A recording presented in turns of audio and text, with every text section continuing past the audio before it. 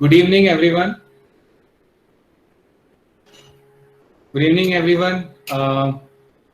I welcome you all for one-on-one Gupshup online session 6, organized by ISOLA Gujarat and ISOLA Rajasthan chapter. I am architect Himanshu Taneja. I would be hosting this session today.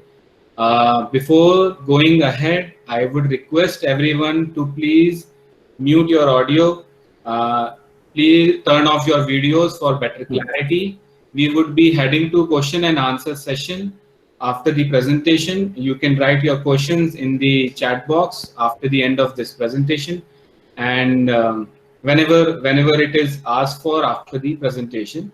So today we have architect Ankur Jajpuria from Jaipur, who would be presenting on interactive landscape.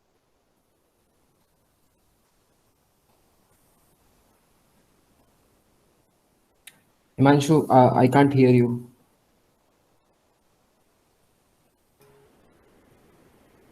Yeah, so shall I repeat things again? Just a bit, yeah. Yeah, so welcome everyone for one-on-one Gupshup online session 6, organized by ISOLA Gujarat and ISOLA Rajasthan chapter.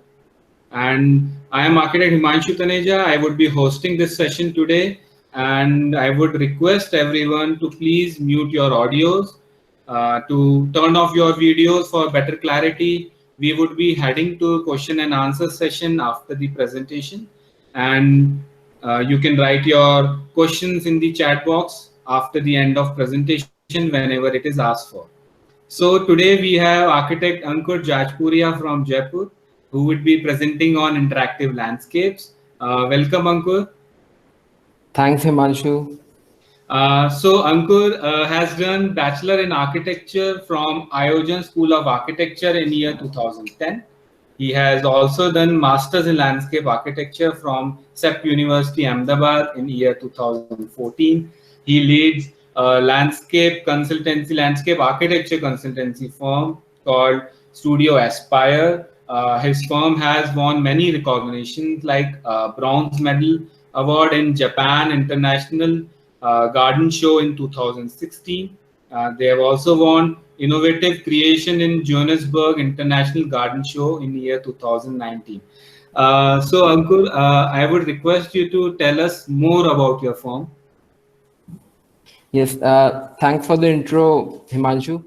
After my post-graduation, I worked for 2 years in Delhi, and in 2016, I started this firm in Jaipur.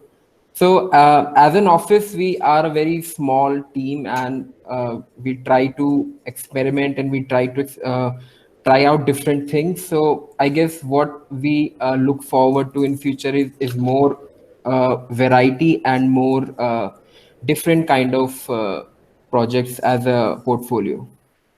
Thanks. Okay. Best of luck for your future projects. So I would repeat again to mute your audios, to turn off your videos for better clarity. Question and answers session will be organized after the presentation. And so I would request Ankur to share his presentation, and let's learn something from him. Over to you, Ankur. Thanks, Himanshu.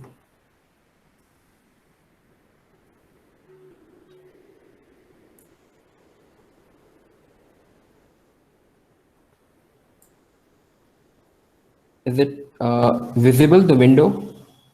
Yeah, it's loading. Yes, it is visible now. Am I audible clearly? Yes, you are audible. Okay, so I will be starting now. Okay, best of luck. Thank you. So a very good evening to all. I thank ISOLA Gujarat chapter and ISOLA Rajasthan chapter for organizing such an event. And as many of you have been associated with these sessions in the past, this has been a very interesting series. And so now adding to that, today I'm going to speak on interactive landscapes.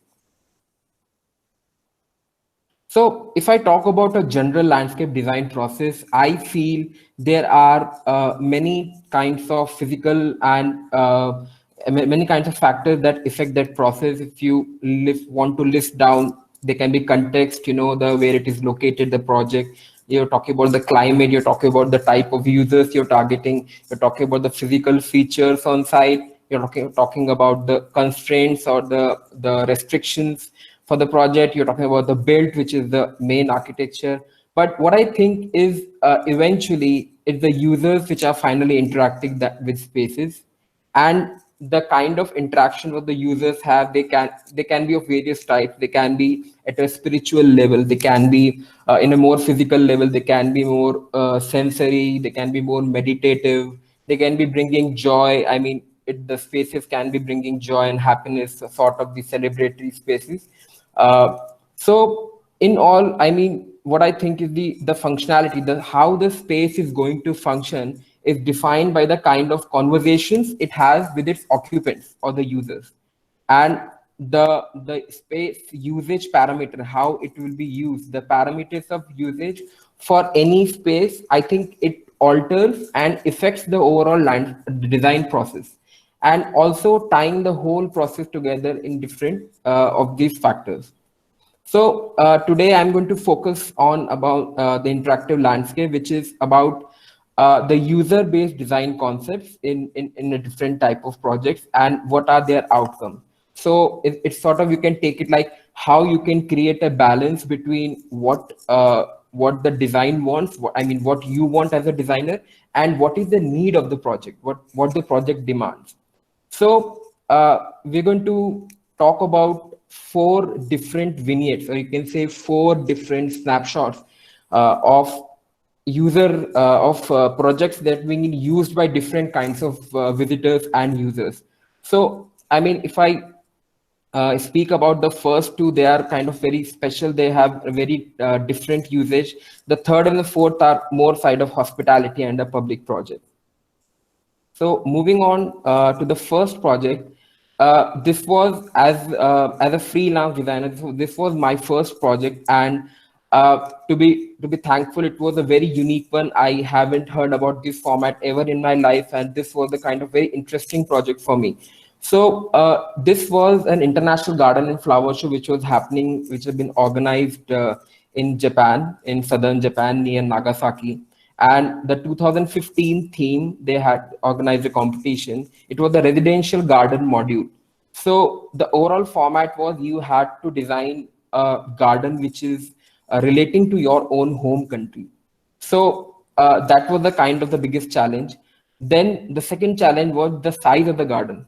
It was a backyard residential garden, and the size was 5 meters by 5 meters, that is 25 square meters. So if it so talking about some of the facts for the garden, the competition, it was a competition entry. They had a very strict construction window. They had they had to construct within 3 weeks, which was, and I could not visit the site before that. And the competition was in a format that the user will be visiting your garden, and the organizer will be having 15 minutes to sell the design. So you have overall 15 minutes to impress the client.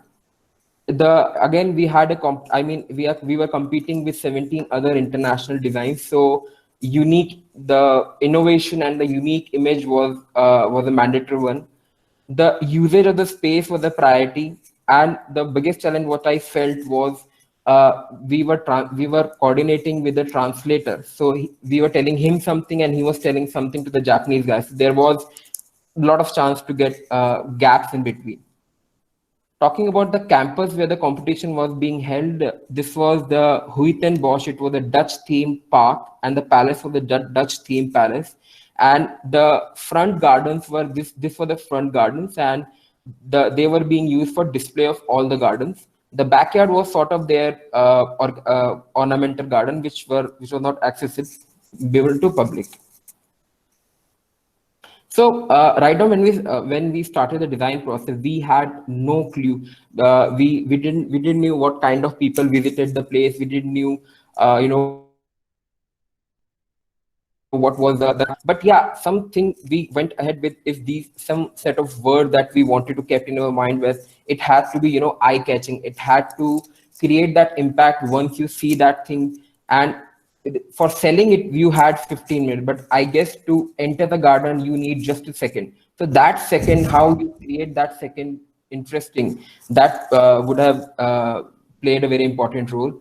And then again, it was a residential garden, so kind of the comfort and the feeling that you want to create. And also we remember that we are creating for, not for Indians, not for our home country, but we are creating a garden for people who will be visiting from different countries.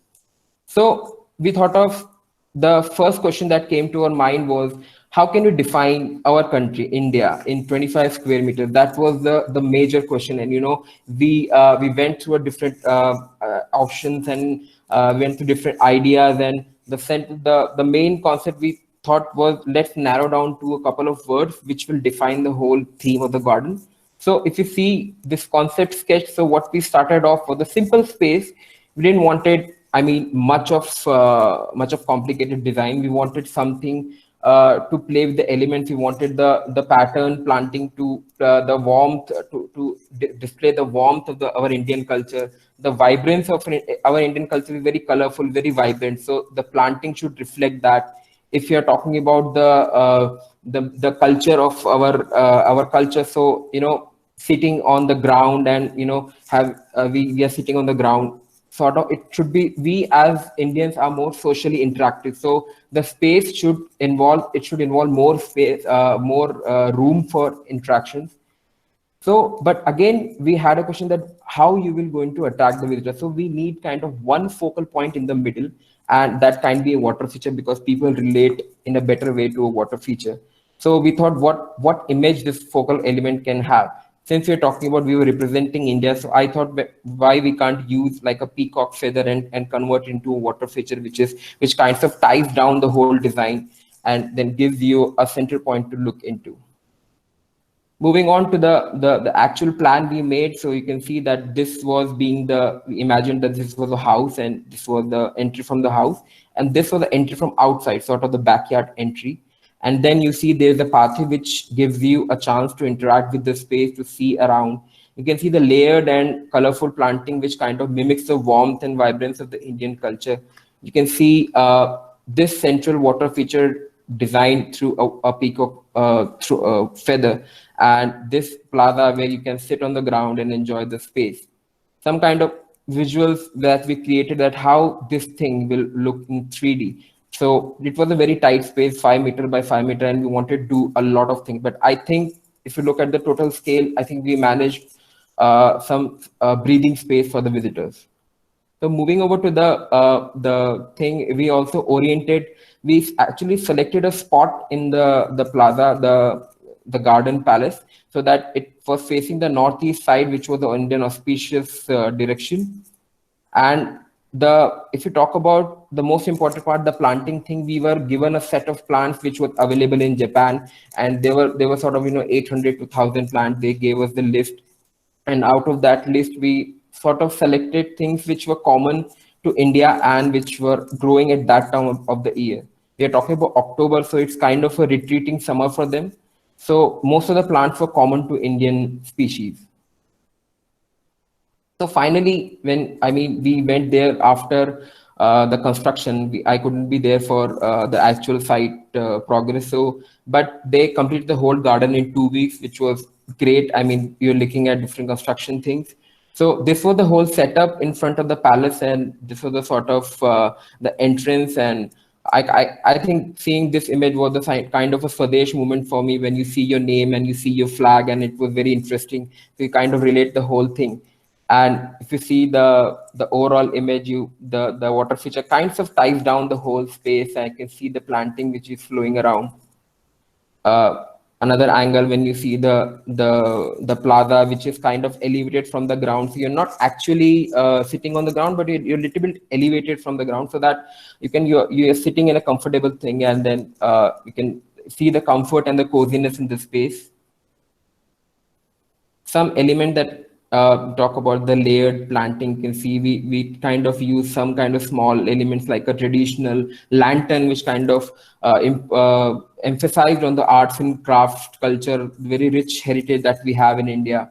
And we also use like a nighttime lighting to see how this space can see and feel in night time. So then we were invited again the year after in 2016 to exhibit for, I think it was more difficult than the last one. It was a balcony garden. The area was 6 square meters. Their idea was, we are moving, we were already living in a very urban sort of environment, and they wanted to explore how those small tight spaces can be explored further. And the challenges that we faced in that thing was they gave us a 1 week construction window. But I mean, we had to be done with the construction in 1 week. So obviously we can't do a very heavy construction in the garden. So then this module was supposed to be sold to the visitors. So it has to be a real executable garden.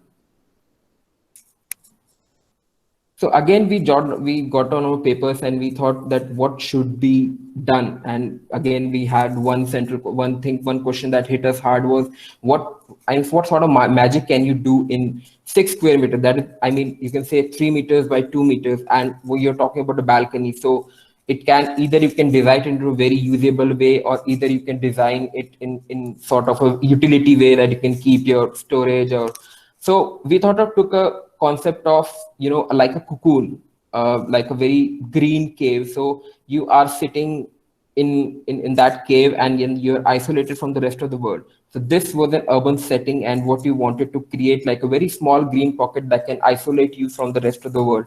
So I guess you can see how we sort of frame the whole plan, giving a sort of a very tight space, and you're surrounded by planting. So whenever you see around, you have these very colorful, lush and pattern planting around. We gave them like a chance to habitate the place, how you can use that space. So you can put like a small coffee table, you can put like a reading lamp, and how you're looking out of the window, and then what you can see is actually framed by planting. So again, the plant list was provided to us, and this time we couldn't we couldn't find many plants which were of the Indian family, but yeah, we focused on the color palette basically.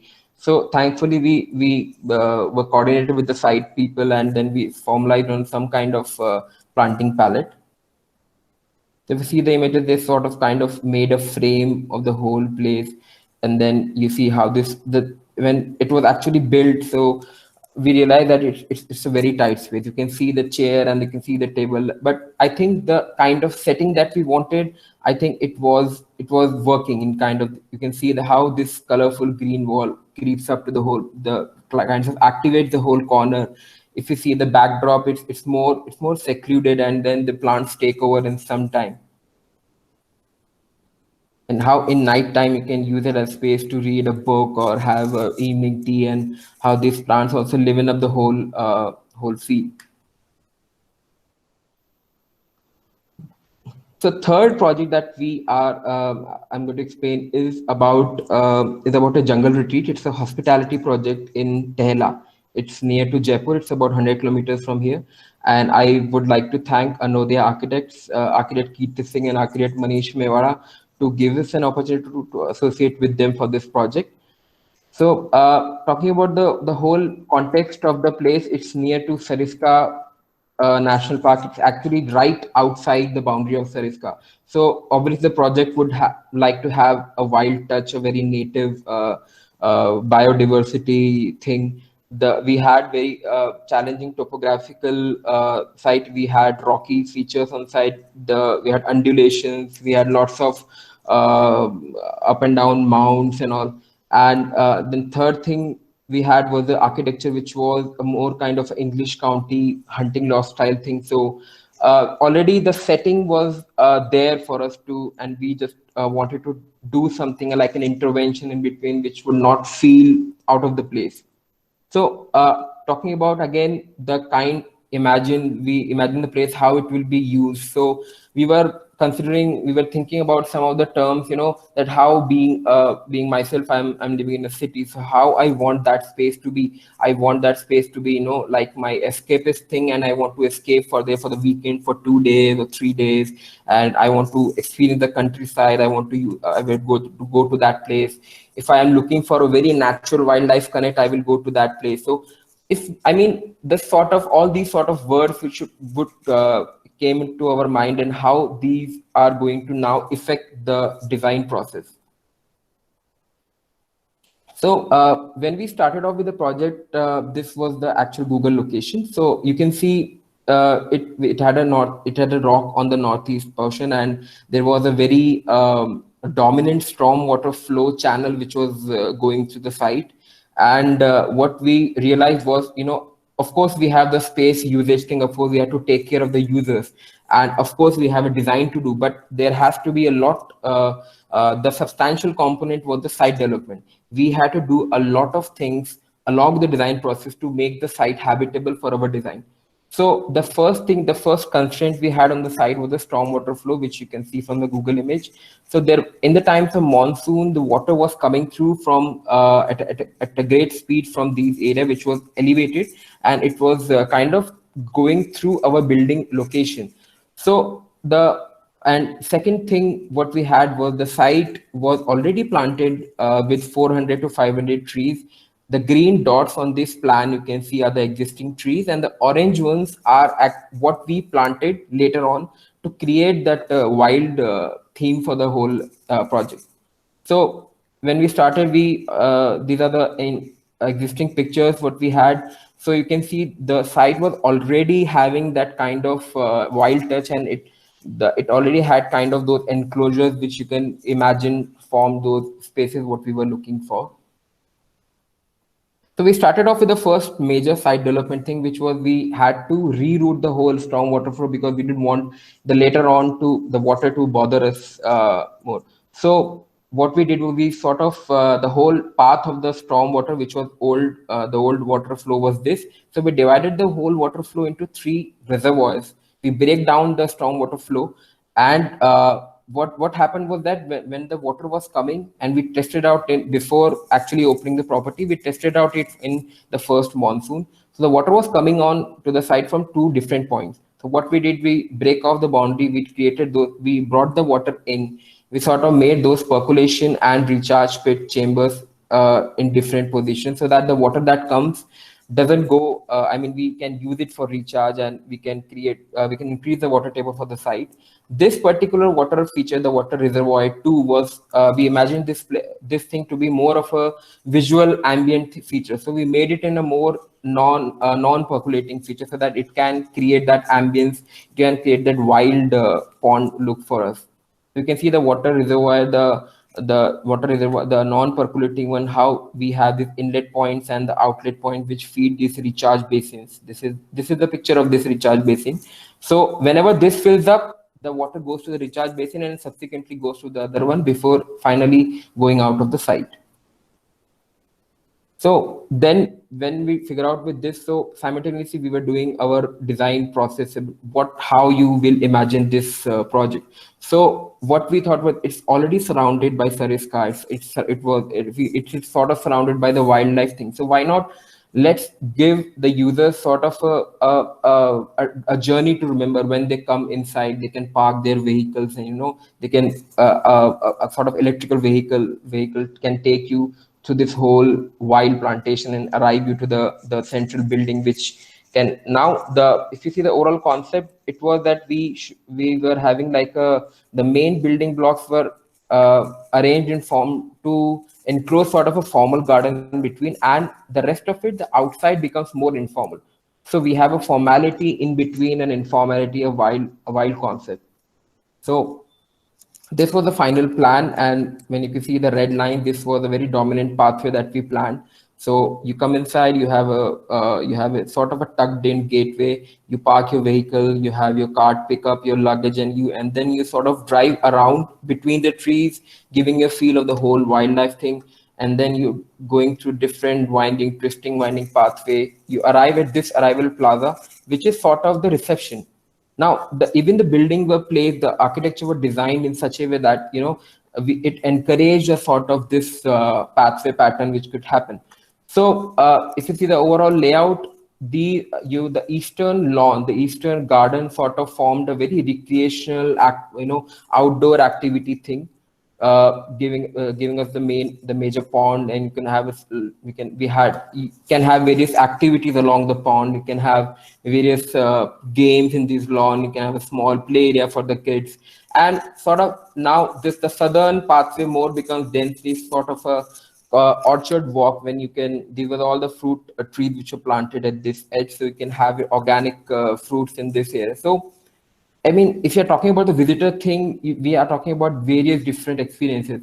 I mean, if I'm talking right now, the project is open and they are having different kind of spaces along these small pockets. You're having these all kind of very small secret gardens. You have a hammocks lying in them. You have the rock seating between them, and so that would make the very natural touch to it. Coming out to the central garden, the central thing was more formal. It contained the pathway which was taken to your cottage, and we obviously needed some kind of activities for the guests. So the pool, we had a pool placed in the center, giving you the all-round view of the cottages, and this central lawn which is used for different performances, breakfasts and winter lunches, etc. Talking about the eastern part, this is the most interactive zone. This is the most habitable, active zone. So you can see some details happening for the pond, and we made this pond in a very sequential manner, excavating it, putting a liner, lining it by bricks, and then giving it a soil cover to make it a non-percolating thing. Some images of the pond that these are the current images. You can see how it has shaped up, and how the thing is, even the planting on the edges is not very dense. It's very wild, that you can have the small climb like you find it in the forest. Then you sort of happen with this eastern lawn. So this becomes the main active space. You can have these rocks were actually excavated from the site. So when the buildings were being made, we found these were put out, retrieved from the ground. So we kind of use them in the landscape as random seatings. So you can see how the lawn is being used. You can see the activity. They have put a badminton net. So it's sort of, children are playing around and people are sitting on the benches. They're having winter brunches in this place, which is by the pond side, you can have these lunches. You can have the brunch.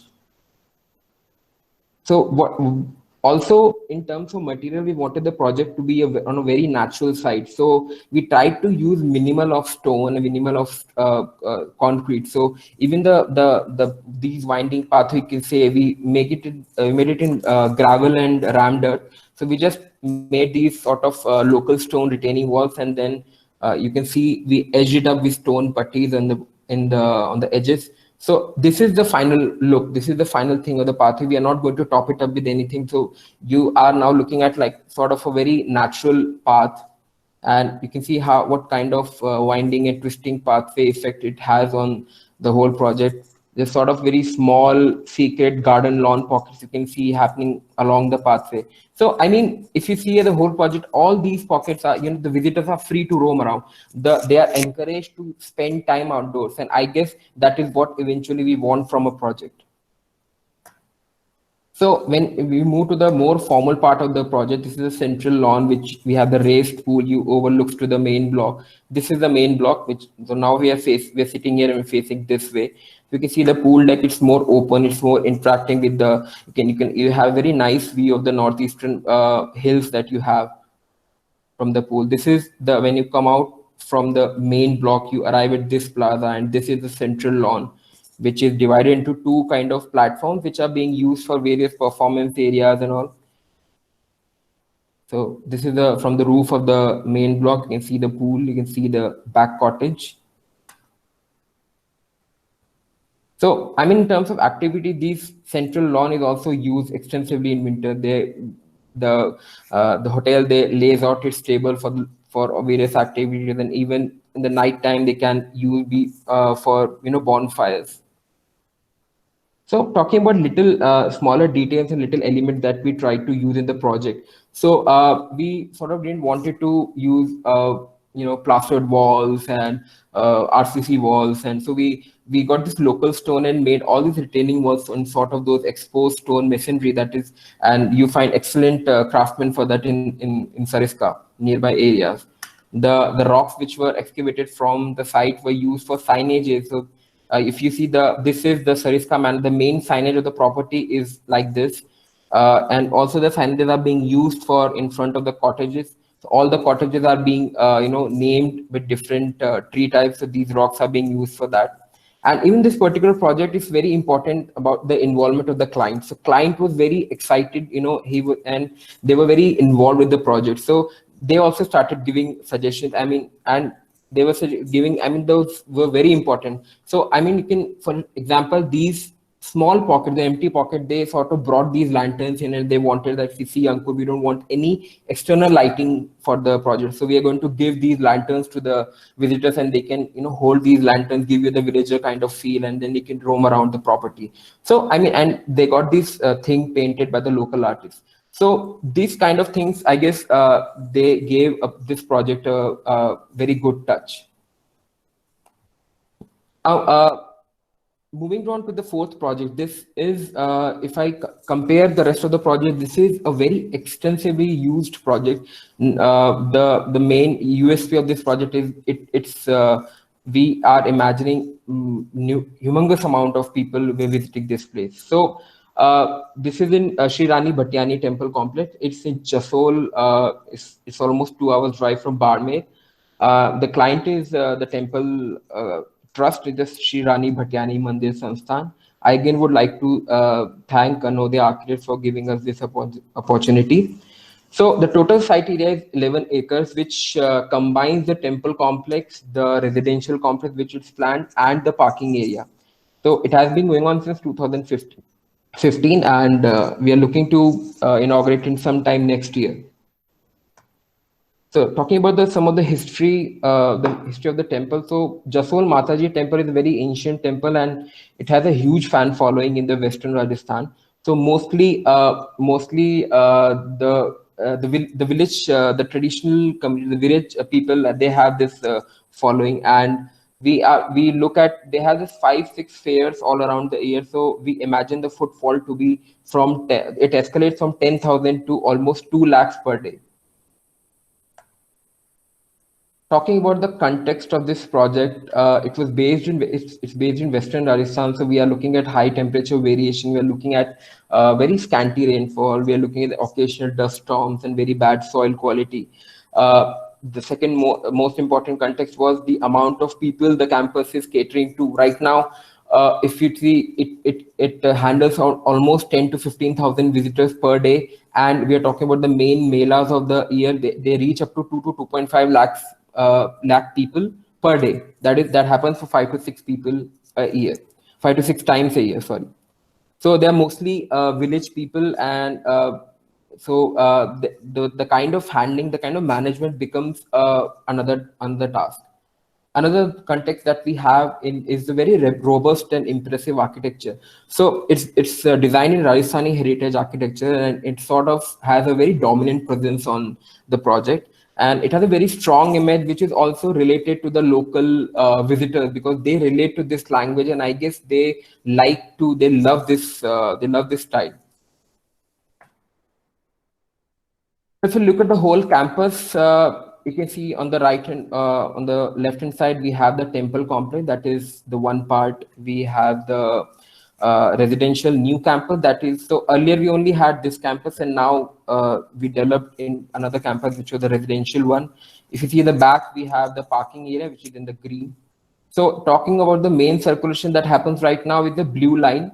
So people, this is the village, and the town is on this side and southern side, and you come to this blue line, you drive through, and you park your vehicle in this Maidan, which is right now we're going to design into a parking. And then you go, the red line is the current usage. So you go there, park your vehicle, come wash your hands, keep your shoes and chappals in these road, and then you enter the temple complex. So if you see this small stretch of road becomes a very jam-packed, it becomes the main artery, which can't be, and in terms of melas, it's a very jam-packed thing. The green line, what was the intended circulation, the new entry that we are planning now. So some existing pictures of the temple area, you can see this is the main temple. The kind of lanes we have right now, which are shaded, which is a very important component, because we're looking at temperature range of 45 to 48 degrees in summer. You can see all the shaded things, the open madans. This was the residential complex, which when we were brought on board. So the buildings are partially complete that time, and we can see the central area is kind of the main block of the complex. So again, talking about we sat down and we sort of listed this thing, that how you want this campus to be, how you're looking at this campus. Okay, at one point of time you talk about a very green campus, you talk about landscape design elements, you talk about lush green plantation, you talk about water features, you talk about many things, and then we have a very different thing that okay, the main thing that we are going to follow and main thing is going to affect everything is this thing, the large footfall of the project. And of course there are many things which are associated with this amount of people. You can say the movement is a constraint, the amount of gathering, the gathering spaces that we need to provide for the congregation facilities, the hygiene and the facility, the toilets and the water drinking point that needs to happen. They are, the visitors, if they come, they are going to offer prasad, and that is a big thing, because when you come in this number, the amount of prasad and amount of things which are collected is also much in huge amount. And then you have a very important thing, that is the connection with the goddess herself. So that becomes a very important thing. You don't want to design something which just disconnects you from your goddess. So that kind of thing we thought about, and then we started looking at, we had this kind of very design principles lifted down and all these things, and then we move over to a sort of a master plan. We figured out a way to deal with the temple complex, which was the most the complicated circulation that we had. We wanted to take this access which was already implied by the building placement, and then we had you can see the red areas, which were the prominent circulation areas. We didn't right now we have the temporary shades there, but eventually we want them to be shaded by trees. So we have this concept of sort of placing all these lanes in between the trees. So you can see how the axis plays a very important role, and we wanted to keep this axis free because the temple needs to have a visual connection all throughout the campus. So we can see how we have a particular order. People go through this thing. The first temple they visit is the main Mataji temple. They exit this thing. They offer the main prasad is offered here. Then they go to the Yagyashala, which sometimes they sit, sometimes they don't. Then they move on to the third temple, which is we're sort of just located behind, but we can't give a direct circulation because we wanted to give sort of circulation for the prasad thing. Then you have a pathway that goes with exits of changing rooms and toilets in between. And then finally we have these two temples, and after visiting them, you exit from this gate. So this is the the strategy that we have planned. It's not started constructing yet, but we are going to work out on this thing. Moving on to the new residential campus, which we were working on since 2016, and this is being constructed in a lot more extent now. So you can see how this central axis becomes prominent, and this central area, the sort of the courtyard which is formed by the buildings, become the most usable central area. And when you see these pathways, they are big pathways, 6-meter wide pathways, and they sort of take you from if you suppose you are entering from this part, you have your registration, you are allotted your rooms in these complexes, and then you access these things. You access all these things, and there is a sort of if you see the whole area, the central area becomes the most used area. You have the mess and the dormitory block. So people residing here also will visit that place. Your people who are visiting the temple also visit this place to have meals. So and what they will do after having meal and what they will do different times of the day, this is all depends on how this area behaves. So we sort of designed this area into we needed a one big lawn for the Jagratas and Jagrans which is happening. The sort of main avenue 6 meter road which is happening also acts like a seating space, because now we are talking about people, we're talking about large number of people. So you can't define, you can't tell each and every one of them in that you can't sit here. So the space had to act in itself, and they had to act as seating and enclosure spaces themselves. So talking about the main central plaza, all the plazas between the pathway, they sort of, these plazas become very activated spaces. And now if you start seeing the things, you start seeing the scale of the central area, you can see that the new campus, it has a very big area, and this area will be eventually used for a lot of people. Seeing some pictures of the campus. This is the central main 6 meter avenue. This is the main Sangh Hall, the Sangh Bhavan building, which is facing the central plaza. So you can see this connection to the Mataji temple. So we have maintained that access. So this access kind of becomes very important. This is the main central plaza with the water feature waiting to be installed. These are very recent pics. And we sort of thought about how these plazas can be. So we thought of activated these things with flooring patterns and tried different things about how these plazas can break the monotonicity of very long and wide pathways. So this is the central plaza. You can see how this central space becomes. Some of the planting that kind of goes off with the building facade. So this is the main lawn which we are looking at. It's still to be planted. It will be in this monsoon. So you can see how these facilities start happening, because along with the handling, you also need these water drinking facilities, which were designed in a way that to accommodate 6 people at one time. So it's open from all the sides so that you don't have to wait for your turn of water.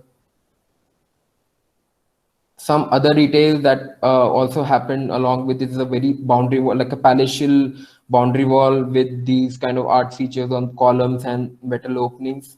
Some drains for the storm water.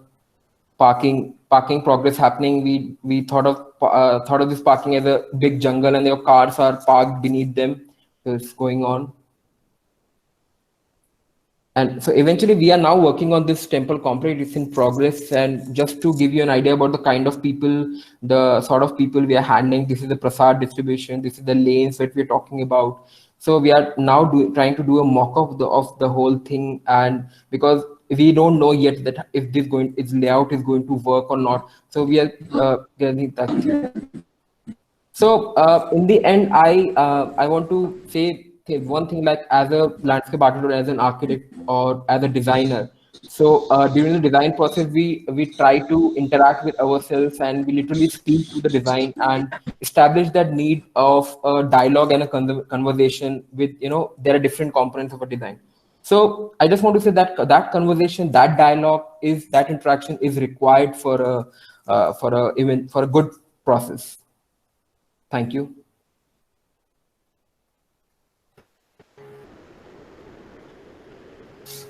Thank you, Ankur.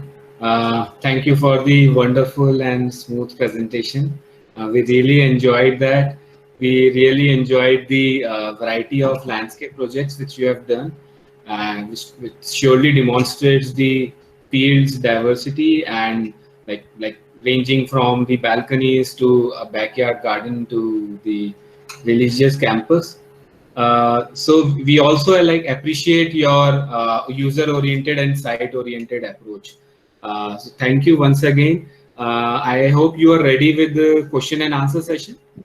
Yeah, please. So without wasting time, let's go ahead with question and answer. Let me see. So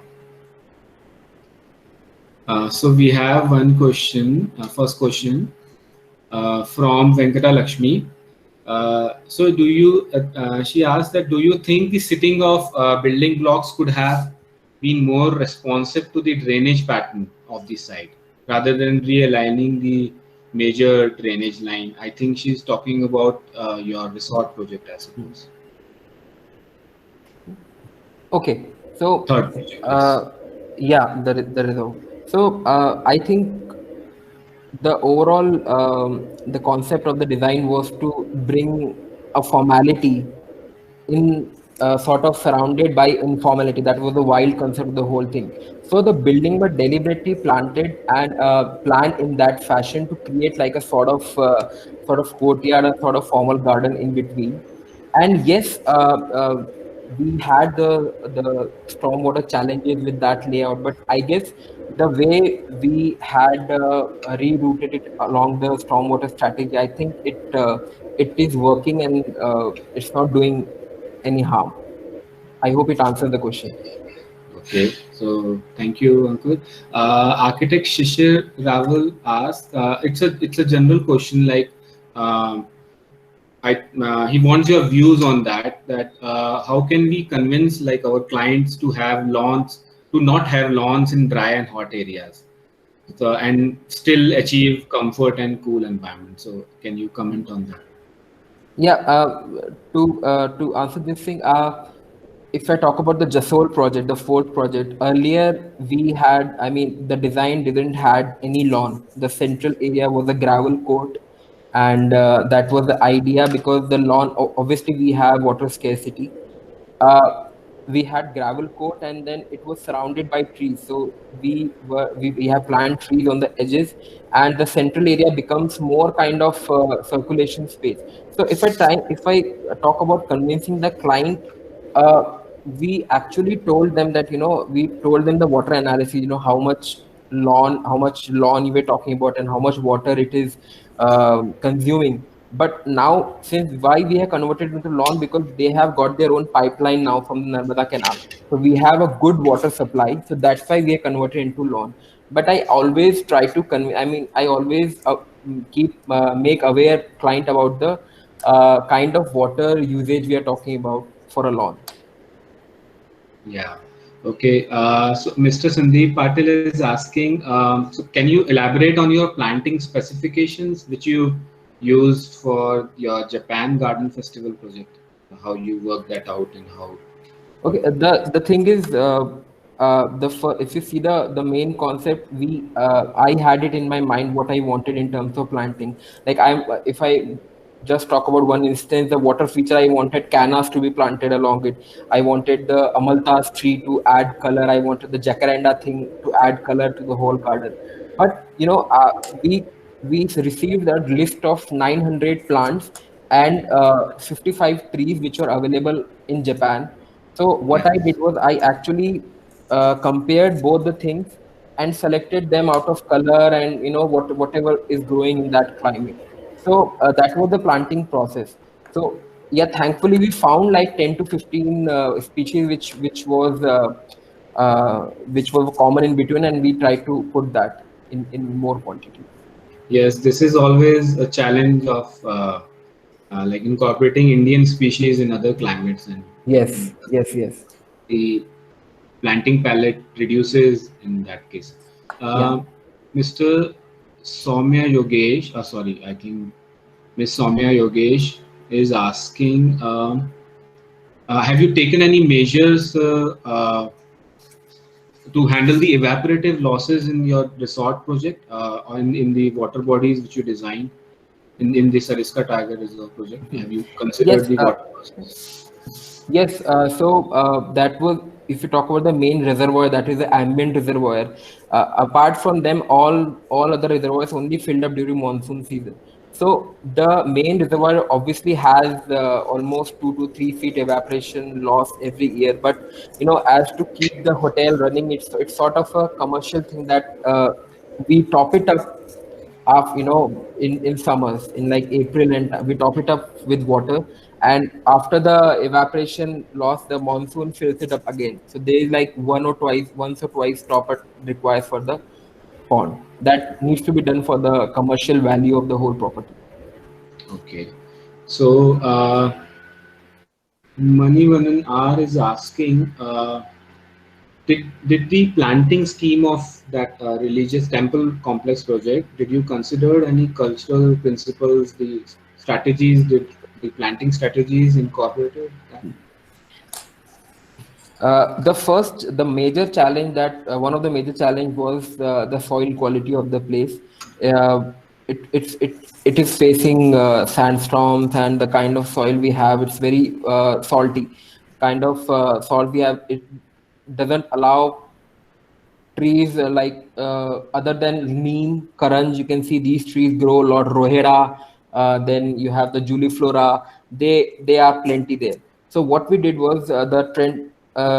We carefully thought this about, and I discussed with the client whether do you really want the native species, the thing which is growing in that area to go inside the campus. And they say no. Of course, there's one thing that we want the local, herbs and everything that we have this care and then small care herb which is have. So we want to use those in the campus, but apart from them, we apart from that, we are looking at a very a new unique campus, so that nobody should have thought about that you can plant the normal plants in these campus. So what we did was they had a goshala nearby. They have a goshala of 800 cows, and the amount of cow dung and the manure they generate, it's a lot. So what we did, we got this black soil from somewhere, we bought it, and we mixed it up with the humongous amount of cow dung, and then we replaced the topsoil about 1 feet, 1 to 1.5 feet, with that mixture. And I know it's a very tedious job, but the amount of cow dung and the soil mixture is a lot. We have seen it coming in, trolleys and trolleys of that mixture. So you can see, imagine the entire new campus, an entire planted portion of the parking area is being mixed with that thing. So we tried it a lot. We tried it in a very small area, and we can start. We saw this fountain grass, we saw madhukamini, we saw hibiscus, because every normal chandani, every normal plant, spider lily growing in that. And then we sort of replicated that thing in whole campus. So it all goes to that mixture and the cow dung mixture that we created. Yeah, yes, Ankur, I can understand that. I actually that cow dung decays and is of no use after like few months, and Yeah, so it I has guess to be it has to it be has utilized. it has added that kind of bulk and absorption quality that we need for in that kind of soil. Yeah. So, and the plants, you can see the picture. They are good. They are. I mean, it's a surprise for us also. Little bit that the plants are doing great, and I guess they will do great after these monsoon also. Okay. So, Ankur, architect Rucha is appreciating your works and the experience which you have gained in the international projects. She's asking about your learnings and the experiences which you took from both the international projects. Okay, so that was a very unique experience for me personally, because if you talk about the kind of thing which you're talking about is the diversity, and the it gives you a chance to see what people are actually doing outside our country. I mean, we sometimes are actually focusing in our own niches. We are sitting in our own circles, and it so this competition gave me, I have made friends, and now we are on very talking terms. And then I have seen their work and seen a variety of things, seen how, a person from Africa thought thinks his design through, and how a person from Thailand thinks his design, how a person from Kazakhstan or some other country thinks his design through. So, and the most important thing, I don't consider making the garden in Japan a big thing, but I consider, the kind of interaction what I had with the other designers in that evening and in that time and on those 3 4 days. That is a very that is a life changing moment for me. So that is the kind of diversity which I think gave me. Yes, it would have been a wonderful experience. Pranati Chavan is asking in that temple project, Yeah. did you have to overcome any psychological and or social setbacks from the local crowd or the management managing that local crowd and something things related to that? Did you like Can you overcome? just? I just Yeah. missed little Uh, part. yeah, Pranati, like it is like, did you overcome any psychological or social setbacks from the local crowd and the related managements? Okay. So if I tell you the whole story, this is a very big project and it has been going on since 2013. And the major challenge for the management themselves is that when you're talking about changing the entire way this temple has been used since centuries.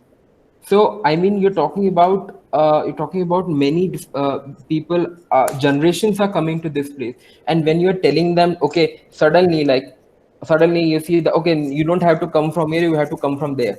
So yes, we are talking about some psychological changes, but slowly and slowly, first I guess we can't call it as enforcing upon them, but I think slowly people also realizing that it's a betterment for them, and they have a very sort of a systematic movement in the campus, and they start to realize that now it's very comfortable for them. So and there is a very general mentality, in that people won't understand the kind of people they are coming there. They won't understand, they are very stubborn people. It's not like that. If they are seeing development, if they are seeing that it's getting comfortable and beneficial for them, they slowly kind of change. So yes, we might have some psychological setbacks, but I guess it's bound to happen with anything if you have a change in you. Yeah, I think you managed them nicely. So it's this question is also again related to somewhat that only, but it is more about the planting scheme. Uh, what kind of planting scheme which you specified for the temple project, which you can use for the shading, and is there any reason of using that 6 meter wide hard paved pathway? I think that was the answer of your earlier question. I think that's why you use 6 meter wide pathway. So exactly the question is what kind of planting scheme is specified for the temple project for the shading for the 6 meter wide project, 6 meter wide walkways, and I think that is the question. The shading scheme that we are actually categorize the kind of trees what we wanted. So the phase one, I mean, we for all the important areas, the usable areas were planted by neem and karanj, which is a pongamia, and they are the only one which is the fast growing trees there. So they pick up pace fast, and when we are at a launch of the project, they will be sort of ready for shading and everything. So I guess the first step was to the first category is hello. Yes, we can hear you Yeah. that somebody was presenting. Yeah, so I guess the first category of the trees was that we planted it with the quick growing trees.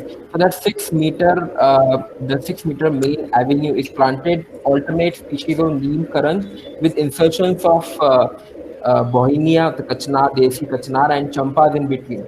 So when we are looking at the eventual image, so it's going to be shaded also, and then it also has some kind of flowers in between. Okay, so there is one more interesting question from architect Bobby Sujin. I How do can't see the you I can't see the video. Can you? my video? No, I can't see the overall thing presentation. Can you see me? Yes, we can see you. Okay, okay. Move ahead, please. Okay, so there is one interesting question from architect Bobby Sujin. How do you mentally acclimatize yourself? Because there is a variation, like you executed a project in 1 week, and there is one project in which like you took 4 years in drawing on board. So which you enjoyed the more and why? I guess the quick one is the most enjoyable thing, but because you get it done with easily, and but like sitting on the drawing board has also its own advantages. Then you try to chew on it and you try to experience the whole process in a better way. So what I would prefer is a quick one. But yeah, I'm equally devoted to the longer one project also. Okay. I think a few of you are seeing the blank screen. I think you can pin Ankur to view him. I think few of you are seeing the blank screen. Tintu Ranjan has a question. is there any precaution you have taken to prevent the wild animals entering into your site? At the same time, providing the views of the surrounding landscape. This is about Sariska, right? Yes, about So it. Sariska, if you talk about the boundary wall, it was already planted with big trees. So what we did was we had those. We had to do, the mostly the visiting animals are leopards and foxes, and so we kind of enclosed the whole site with the chain link fencing. It's not, I mean, it's for security, but it doesn't hinder the view because most of the boundary is closed with big trees. So only at the times of views, like the hills, we open that corner. Like the corner in the water pond was open. Otherwise, other than that, there's no. It's all enclosed. But you will appreciate if the clients and the visitors they witness wild animals in the surrounding Yeah, if landscape you, I mean, drinking water into that yeah, dam. yeah, there are these rocks in the northeastern corner of the site, and these rocks have those kind of puddles of water. So the client has seen leopard and foxes drinking water from that. So it's a very good sign. I mean, you can climb up the roof for that, but for security purpose, we need to Hmm. put something on the boundary wall. Yes, yes. Okay, so you got many appreciations for your work. I think for all the scales, for the international projects, and for all the bigger scales. So thank you, Ankur. And this is the end of the question answer session. Uh, and thank you everyone for joining. And I have one announcement for our next session. It would be the carbon impact of materials in landscape, which will be presented by architect Ankit Kalantri from Hyderabad. So thank you everyone. Thank you Thank you. Ankur. Thank you for joining. Hope to see you all in session 7. Thank you. Thank you.